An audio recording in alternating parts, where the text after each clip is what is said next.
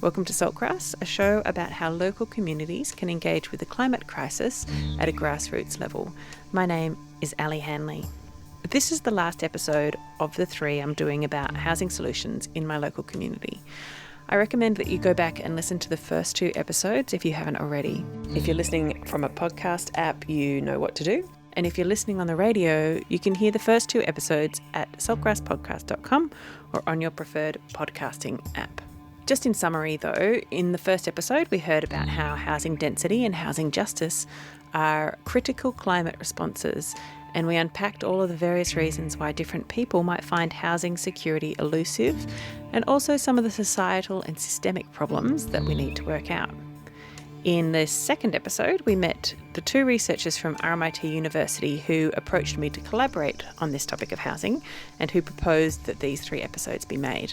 They are Andrea Sharam, a senior lecturer in the School of Property Construction and Project Management, and Jen Lynch, a landscape architect and lecturer in the School of Architecture and Urban Design. In the last episode, we heard about what deliberative development is and some of the variations of scale and scope that can be part of that process, including the various levels of community building that may or may not be part of that equation. I included audio from an event hosted at the end of 2023 that included some presentations about deliberative development, including 2 projects in Melbourne and a local project proposed by WINC, which is Older Women in Co-Housing. So, in this episode, we'll look at some other ideas proposed in this community to address the housing crisis. We're going to revisit all of the people you heard in the first episode about housing. So, Kaz from the My Home Network, Claire and Rosie from Council, and the 3 women from Mazarg, the organisation advocating for appropriate housing for people with intellectual disability. In the first episode, they all explained the different parts of the housing problem in this region. And now in this episode, they're going to share what solutions are being proposed or considered. Some of the solutions complement the ideas of episode 2, so co-housing and deliberative development, and others are more about making do with what we already have and working out how to manage existing housing stock better.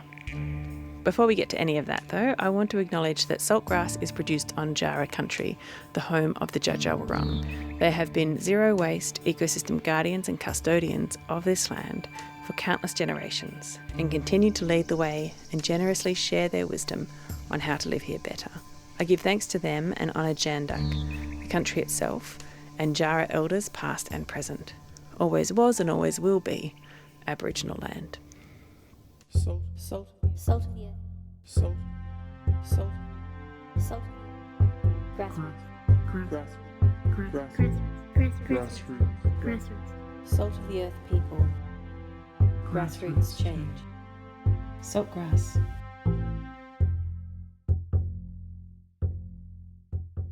Listen to all episodes of Saltgrass on your podcast app or at saltgrasspodcast.com.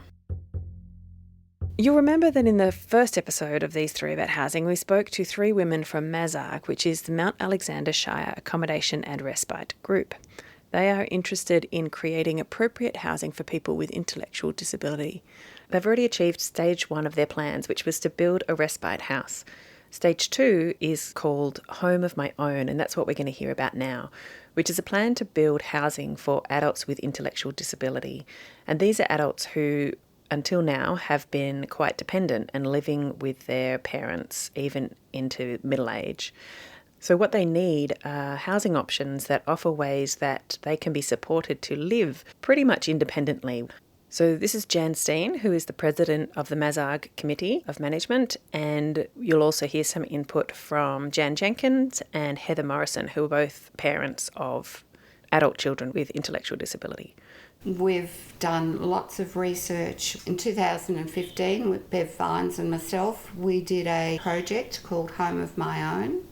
Now, we started off by having an information day where we invited carers, service providers, interested people, community members, people from the Shire, as many people as we could get together to identify numbers of people who were thinking about getting their child housed safely. From that day, we actually had 18 people put their hands up to participate. So then we did extensive interviews to find out what everybody wanted, what their needs were.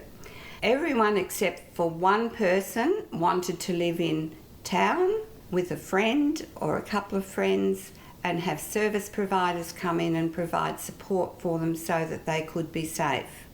Parents were all on board with this, and that was only a snapshot. There's obviously going to be a lot more people out there.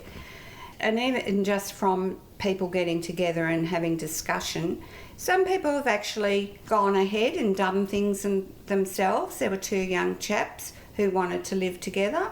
So they have lived together and they went in the private rental market, and that has worked really well for them. I mean, the rental market isn't everybody's cup of tea because A, there's not suitable stuff in town, B, it's not affordable. Very few things in town. It's just...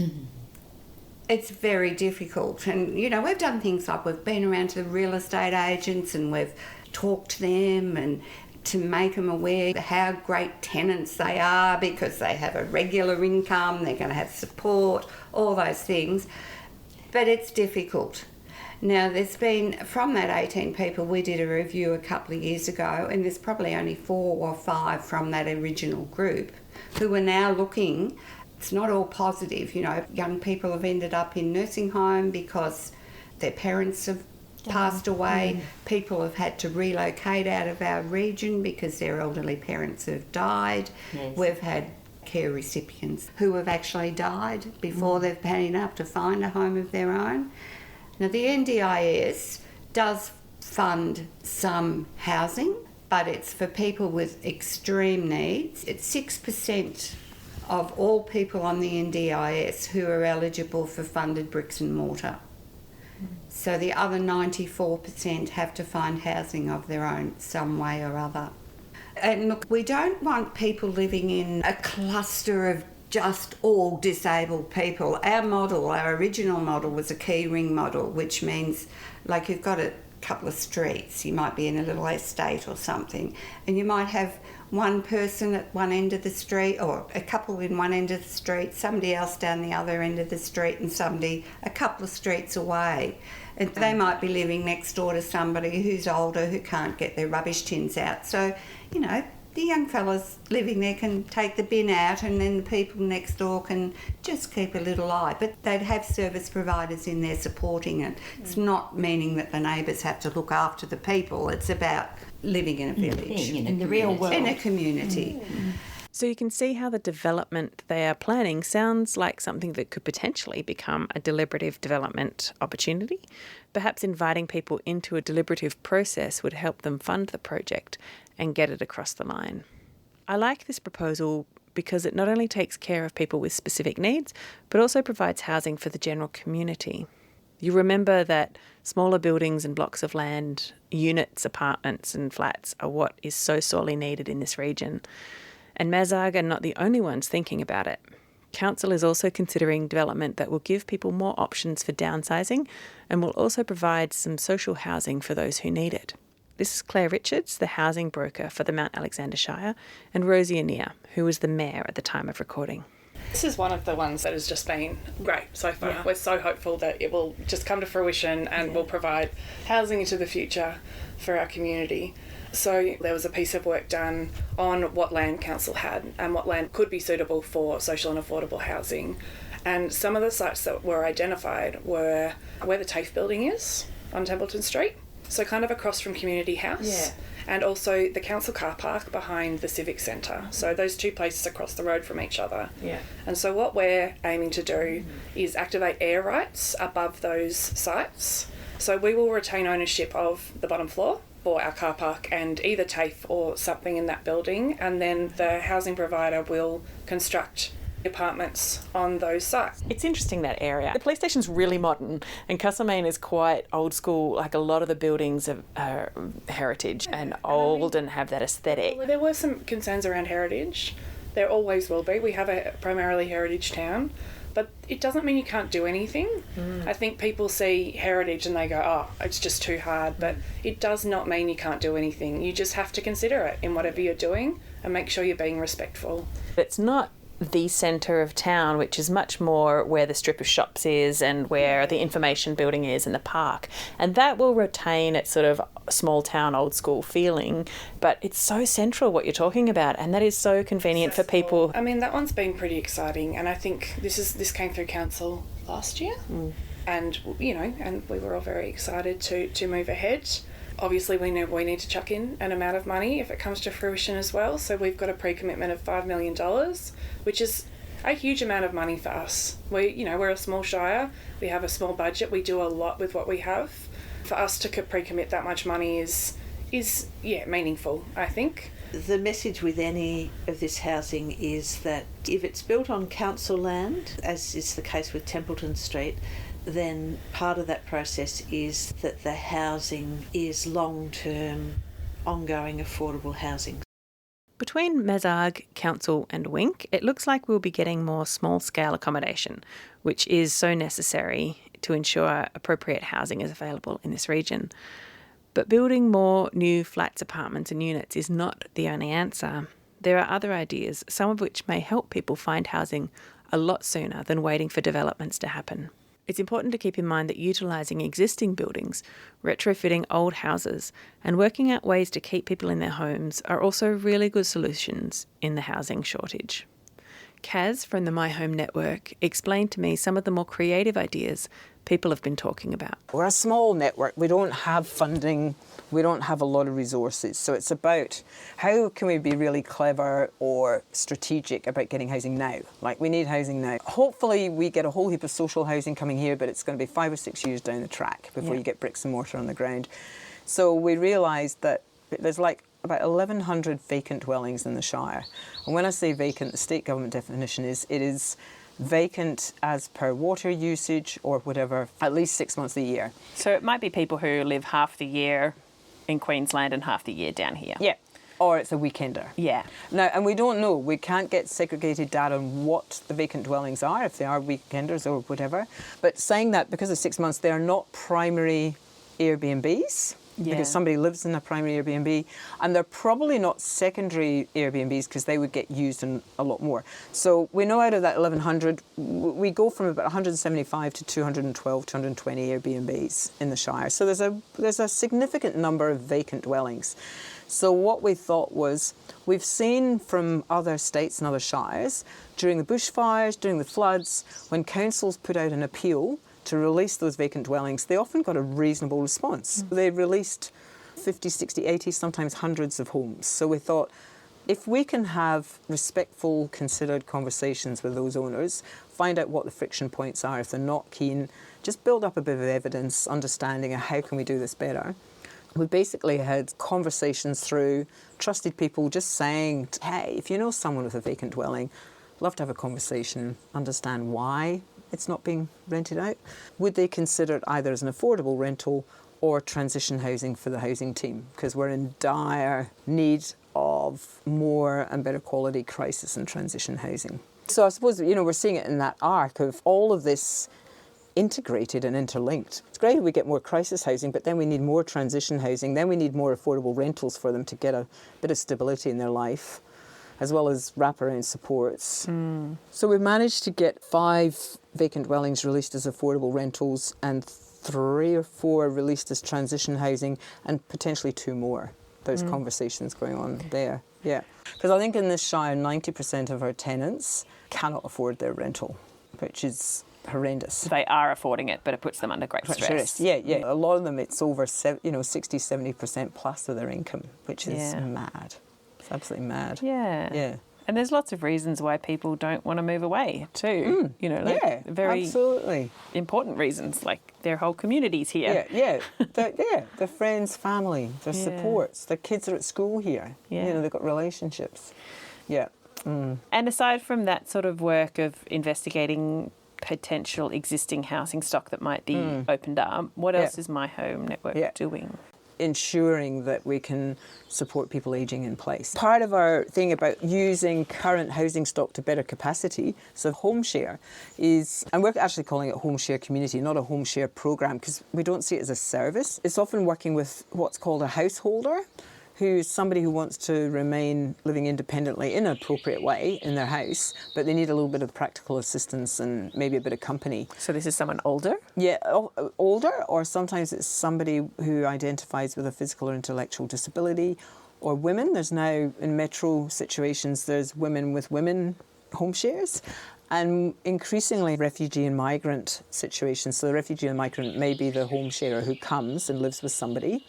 So it's about affordable housing for both the householder who's in their home and the home sharer who comes to give practical assistance and company. They're effectively a housemate. Yeah. Are they also providing some service, or? Well, it's practical assistance, so whatever they feel. So it could be, I don't know, gardening, doing the shopping, making meals. It's not transactional, so it's instead of rent. Yeah. And there's a very considered process. So there's a whole Home Share Australia, New Zealand, HANZA are like this alliance that support these models or communities. So there's a whole operations manual. So there's a very considered process around matching and then the ongoing support of that match. For both parties? For both parties, yeah. Because there is a vulnerability if there are people who are vulnerable inviting other people into their house. Absolutely. There's a certain risk that they might be taken advantage of. Absolutely. So there's lots of good evidence building up and they're beginning to develop a really robust kind of evaluation framework of it. And again, looking at health and well-being, not just the number of matches, but actually how the health and well-being improves in both home share and householder. For both parties. Yeah. So we've got funding and we've got a local home share coordinator who started working and is at a point, I think, of beginning to make matches, has done an incredible amount of work in setting it all up in terms of governance and operational and stuff. So that's very exciting because there's lots of interest in that, as you can imagine, for all sorts of reasons. So you can see that the My Home Network is very active in trying to find solutions for the housing crisis, both short-term and long-term.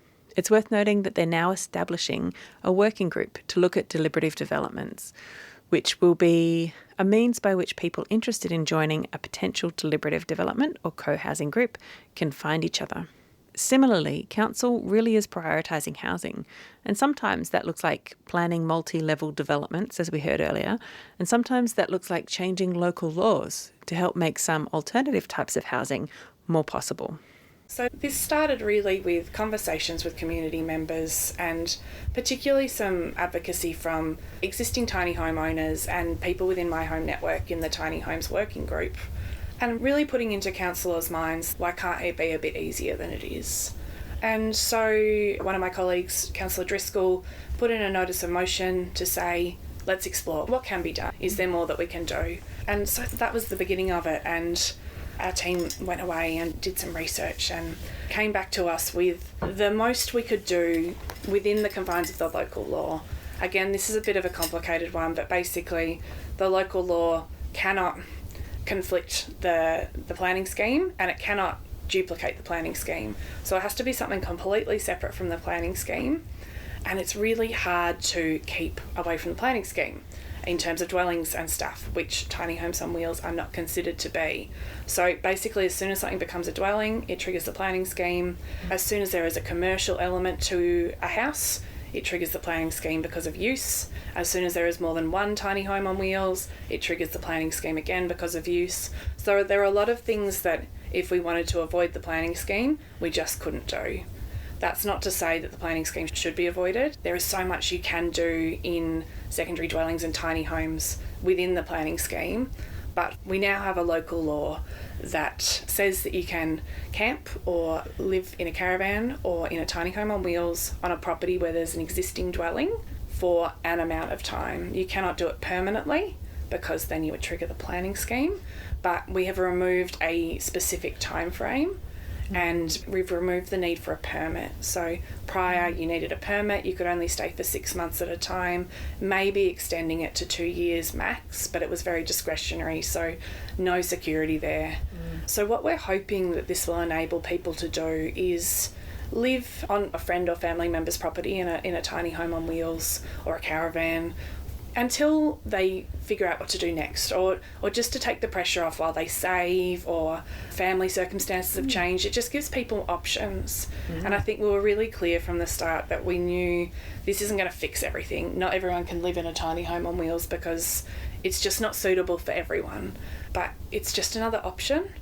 we had this proposal before us. We said, all right, let's go out for public consultation, and we got the most feedback we've ever gotten on any piece. We got 1,616 individual comments back. Wow. And 91% I think were in support, and the rest were mostly still pretty supportive with some concerns, and the concerns were mainly around safety, noise, nuisance, access, stuff like that. But it's felt really good. There are still a few conditions on it around disposing of wastewater appropriately, making sure there's legal access, and not being a nuisance, which I think is the main one.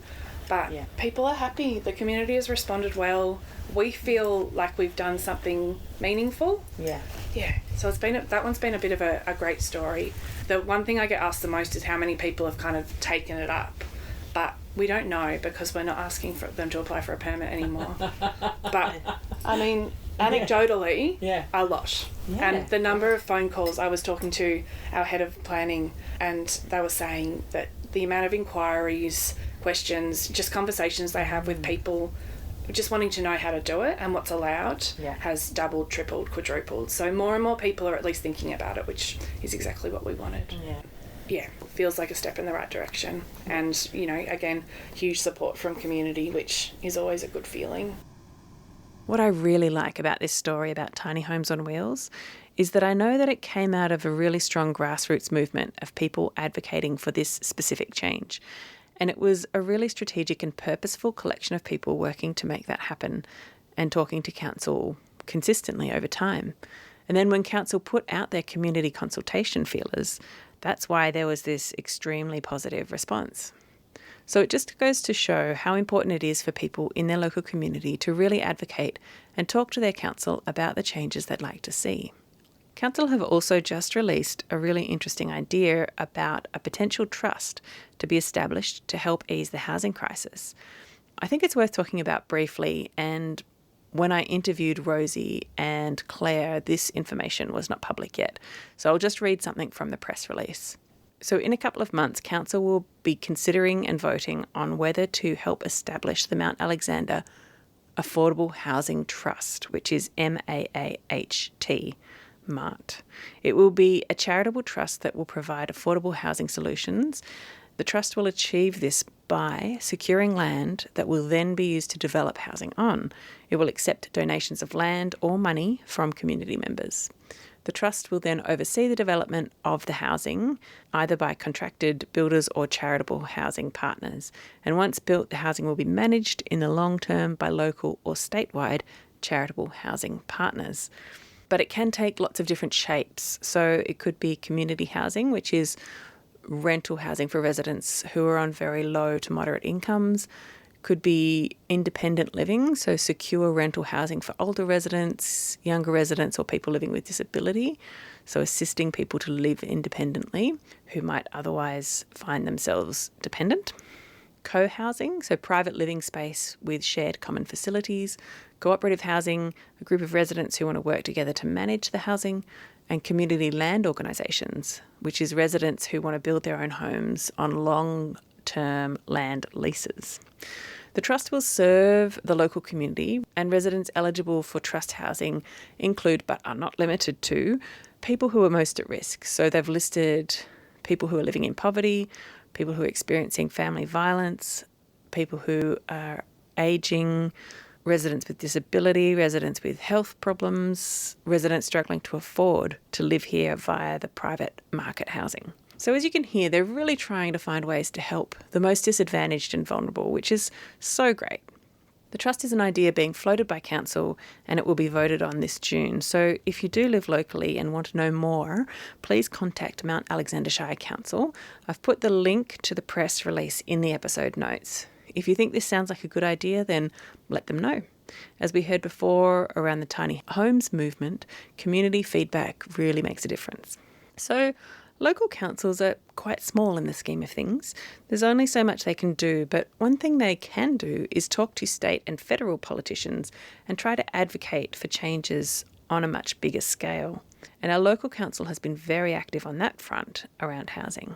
we still talk about housing around the table in the chamber an awful lot, because it's not like it's stopped being a problem. Like Claire said, the crisis isn't getting better. So we spend an awful lot of time talking about housing, but it is great to see so many things progressing, I think. Council can feel slow, even to us on the inside sometimes. And I think it can feel particularly slow for people on the outside who don't understand the particular context within which local government works. But it is nice to see and to feel like we're exploring so many possibilities that do set up for the future, that aren't just a band-aid fix, that are things that could genuinely make a difference in the Shire. So, yeah, I'm practicing good patience. And I mean, Claire and I and the CEO, we all do a lot of advocacy as well. So whenever we meet with a state or federal MP or minister, we do a lot of advocacy, and housing is almost always on the agenda, because there's power at those levels to make things easier for us at our level. One thing that we always really like to highlight whenever we get a chance to meet with someone from state or federal government is the need for funding programs to really differentiate well between rural and regional.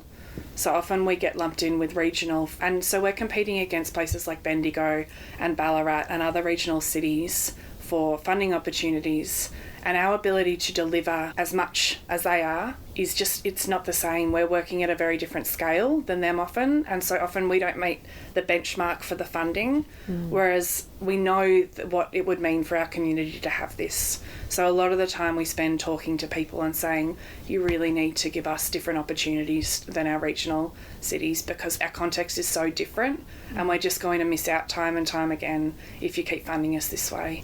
So that's a big one that we always try and work into literally every conversation we can. Rural is not regional. Is not metro. And we can feel a little bit forgotten sometimes, just because we do not have the ability to build to the scale that our regional cities do. But we need it just as much. Yeah, or more even. Something that we've talked about quite a bit is the impact of if one job in a rural setting instead of regional or metro can have this incredible impact. And we think that the same is true of housing. The impact of a single house in a rural area, it matters a lot that we have the housing we need here. Because if we don't have the housing, we don't have the professionals that we need to do the services. We can't get people to stay here. We're constantly losing doctors, and doctors is actually one of the main ones. GPs are always losing because they can't find a house. So yeah, the impact on community is huge, and we spend a lot of time trying to help people who might be more metro or regional centric to understand what it's like for us in the rural areas.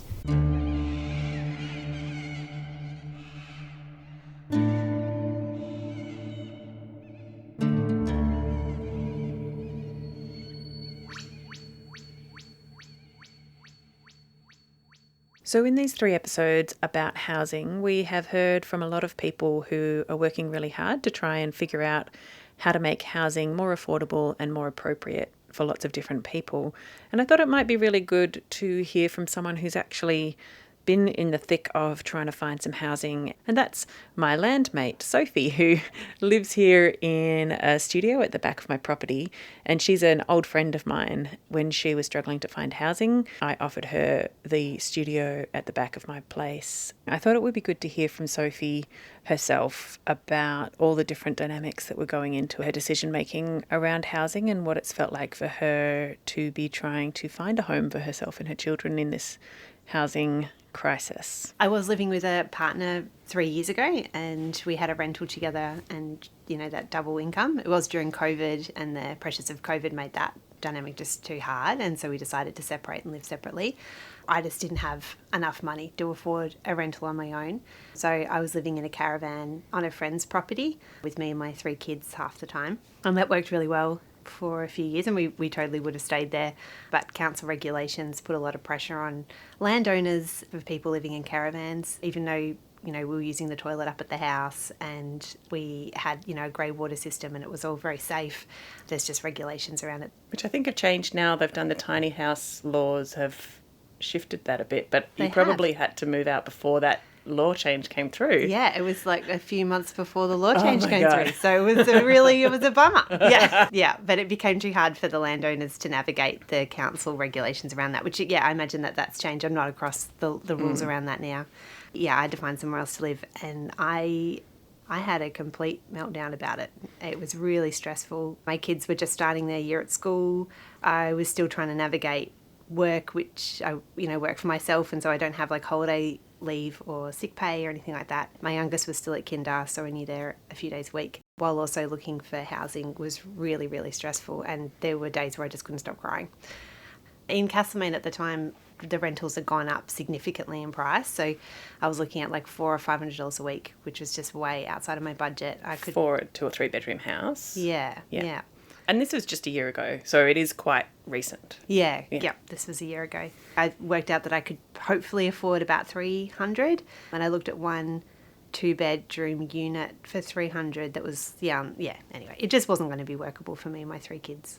And that's when I started having some conversations with Ali about living in her backyard in the studios. And the studios are they're not much bigger than that 2-bedroom unit, but it was closer to town, it was cheaper, it was around the corner from a park, it was close to another friend of ours that have similar age kids that my kids were friends with. And I realised that the bonus of having my landlord being a friend, the kids could walk to school, this was just like ticking a lot of boxes, and that it was affordable for me. Yeah, it was really great. Initially, I was a bit worried about the size and the space because there's not really much backyard. And I've recently done landscaping, which actually makes it less friendly for kids. I used to just have lots of grass, and now I've had someone put in paths and little rock walls, which is actually not as fun for kids because they can't just play cricket. It's true. They have found ways to play cricket anyway. They have, amazingly, yeah. And there's still room for guinea pigs to have grass. Yeah.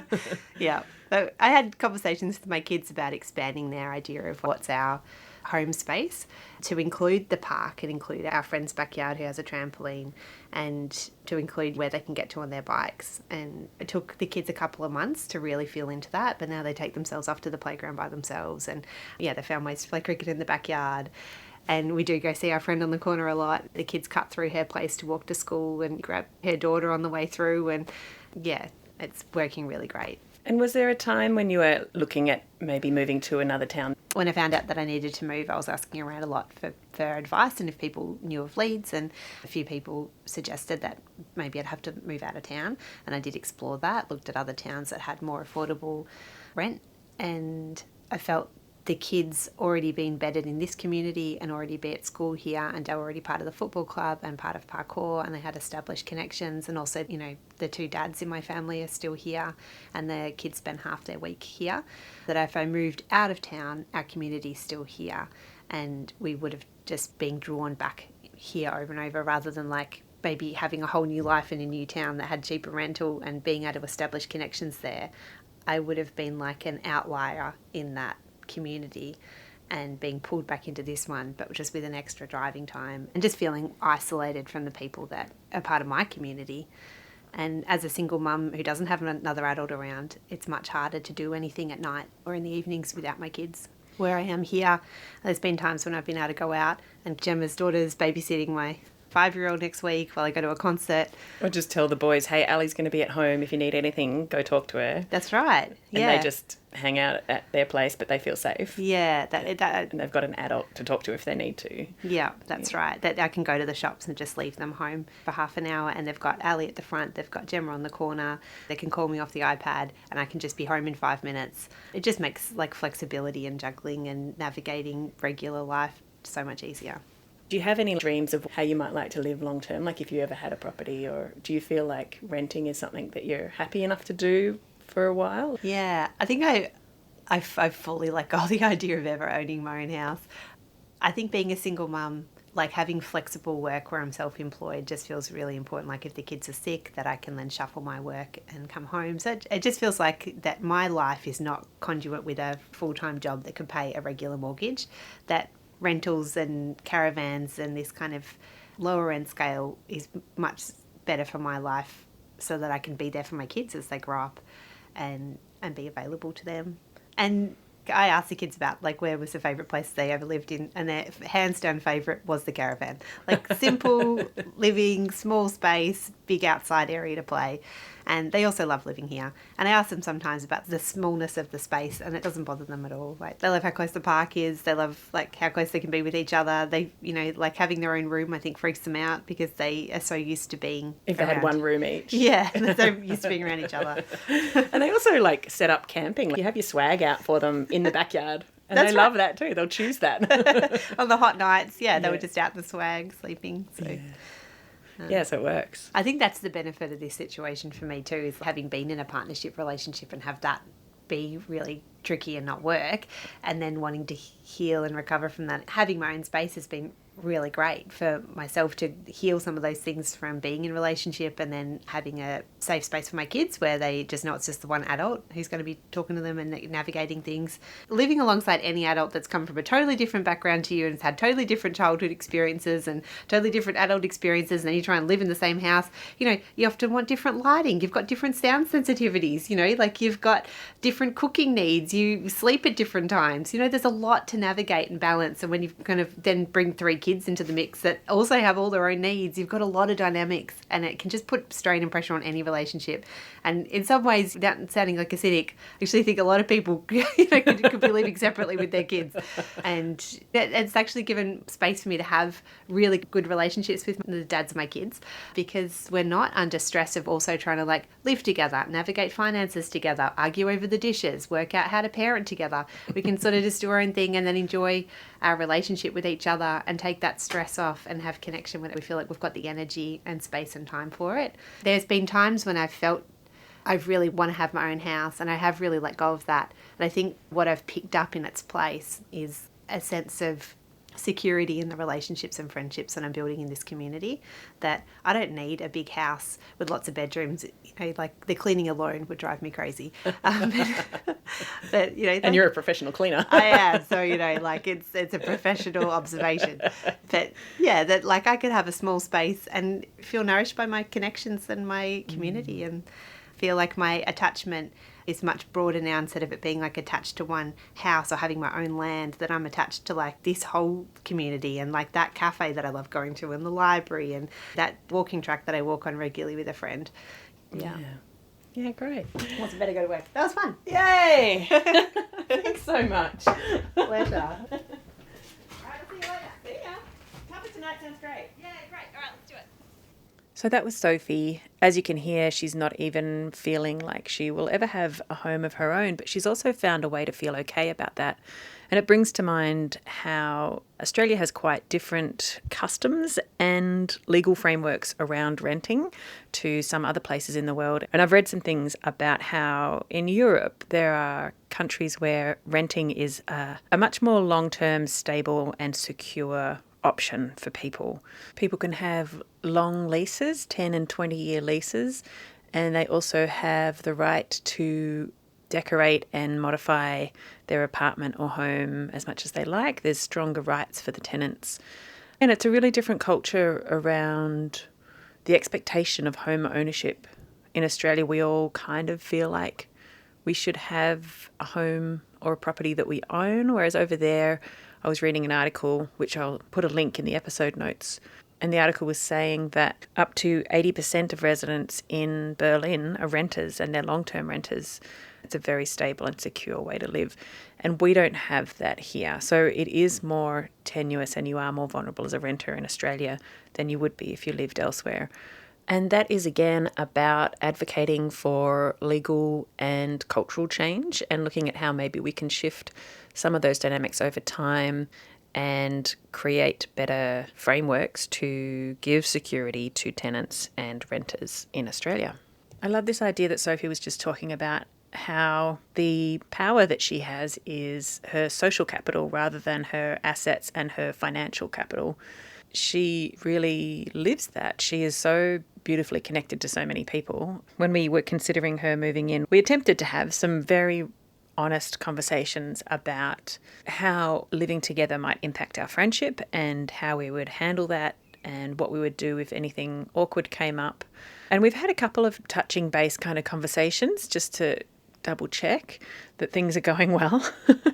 And I'm sure that we'll continue to do that. And I think that's a vital part of our renting agreement and how we're living together, because it is a friendship as well as a living arrangement. And that's where the co-housing, community-based models of living rely on goodwill, trust and kind of humanity, not just legal rights and contracts. And you know, me sharing my property, it feels great to me. It's much better than share housing because we get our privacy in our own space. But we do also share a lot too. Looking into the future, I could see how Sophie might be a prime candidate for the council's land trust if that were to get up and running. It would just offer people like Sophie a lot more stability and security, and it's great that it's working out between us now, but as her kids grow older and turn into teenagers, they might feel like they need more room than what I can provide here. And so she'll be looking again for something else, and hopefully something will show up that is just right for them. But there'd be a lot more options for her if things like WINK, deliberative development, co-housing, the council's land trust, the council's apartment block that they're planning to build on Templeton Street, if all of these things actually went ahead, there'd be a lot more big houses freed up for families like Sophie's and less competition for them, so hopefully the rentals would be a bit more affordable. Single older people could move into safer and more manageable, smaller properties. The whole system would just settle down a bit. And even for myself, my house is kind of huge and I have a lot of garden that I struggle to maintain even now. So as I age, I like the idea of being able to downsize into something that is a lot more manageable. I personally am a little bit in love with the idea of WINK. I really hope that it gets its legs and that it works out for them, because I think I'd potentially put my name on the list. At the time of release of these episodes, they're still in negotiation with council about planning permits, and they're also talking to builders about what to do once they've got the permits in place. At the moment, I love my shabby house, and I just want to point out the importance of being homed. And look, I know people listening will get this, but when I moved here, it somehow alleviated a long-held tension or anxiety that I'd been really barely aware of having until it was gone. And once I moved into this house that technically the bank owned, it just started to dissipate. I was like, oh, I didn't realise I'd been holding on to this weird tension. And it's from a decade of share housing and having landlords able to kick you out within a month's notice. And every time a new housemate moves in, there are different house rules and different dynamics. And once I had my own place, it was just the bank and me. And they don't care how I keep the place as long as the payments keep coming through. I guess what I'm just trying to emphasise is that there are intangible but quite deeply felt effects of having housing security. And share housing and all the rest of that in my 20s was an excellent time of life, and I'm really glad I did it. But at a certain point, I was ready to have my own place, and I fully believe that everyone should be able to have that and to not feel that tension that I felt so long of not knowing if or when you're going to be moved on. And now that I have this place, I'm able to share it with other people who are experiencing insecure housing. There's a lot to think about amongst all of the ideas that have been talked about in these episodes, and different solutions will work for some people and not others, and something might work at one time of life and not at a different time of life. So it's good to think about all of the diversity of options that are out there and know that there are people who might be thinking along the same lines as well. I hope you've enjoyed these 3 episodes on housing security, and I just want to reiterate that idea of Bill McGibbon's that I quoted right at the start of the first episode, where he talked about how our attitudes around housing really have to shift. We can't expect to all have the 1/4-acre block and the 3-bedroom house each. To densify our neighbourhoods is actually a really strong climate action, and we need to stop invading our forests, farmlands and wild spaces so that we can build more houses and suburbs. In the meantime, the solidarity and community building that happens along the way as we densify, hopefully, will also make us stronger as we navigate climate change. If any part of the conversation today caught your attention, there are links and notes about the show on the episode page on the Saltgrass website. Don't forget to get your Saltgrass ethical t-shirts from our merch shop. There are new designs all the time. For those of you listening on the radio, please note that you can listen to all of the episodes, including the 2 previous episodes on housing, on your podcast app or at saltgrasspodcast.com. You can follow us on some of the socials, and you can subscribe to our email list to get reminders and updates about the show. This program is made possible with support from Main FM and the Community Broadcasting Foundation. Find out more at cbf.org.au. These 3 episodes and the research of Jen and Andrea was also supported by RMIT University's Strategic Impact Fund, which supports interdisciplinary research translation through projects that bring together RMIT researchers, industry and community. My name's Ali Hanley. Thanks for listening. Salt of the earth. Salt.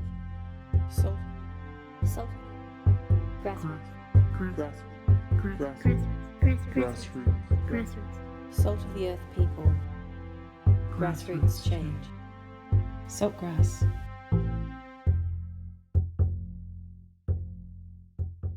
Listen to all episodes of Saltgrass on your podcast app or at saltgrasspodcast.com.